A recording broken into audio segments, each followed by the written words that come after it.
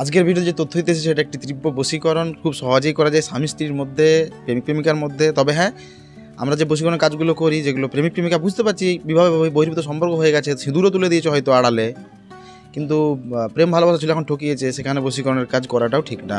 রাধা কৃষ্ণ স্বামী স্ত্রী ছাড়া বশীকরণের কাজ করাটা আমরা যেগুলো করি, পেটের জ্বালাই করি, এগুলো কিন্তু পাপ হচ্ছে, বিরাট পাপ হচ্ছে। আজ নয় কাল ভুগতেই হবে, প্রায়শ্চিত্ত করতেই হবে, এগুলো কিন্তু ভুল।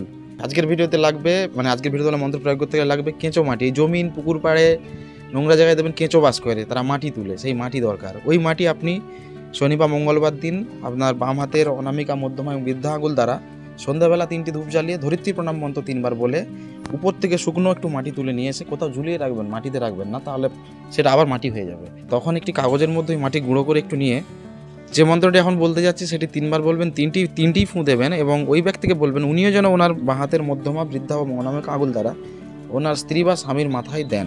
তো চলুন মন্ত্রটি দেখে নিন। মন্ত্রটি হচ্ছে ওং হরি হরায় নম, ওং লিং ক্লিং সাহা, ওং ওং ক্লিং সাহা। মর্তেতে এলেন মোহিনী, স্বর্গেতে গেল বামিনী, লাগবি উমুক উমুকের চরণে, না ছাড়বি মরণে, ওং নম তীরবসী কুরুকুরু সাহা। ভালো কথা বলতে ভুলে গেছি, এই মন্ত্রটি কোনো আইবুড়ো ছেলে করবেন না, বা যারা বিবাহিত তাদের যদি পুত্র সন্তান হয়ে থাকে তবেই করবেন। এই বিদ্যাটা কিন্তু একবংশী, আপনার ছেলে হবে না, মেয়ে কন্যা সন্তানই হয়ে যাবে। এই কথাটি মনে রাখবেন, সাবধানে করবেন। মন্ত্রটি আমি লিখে দিচ্ছি।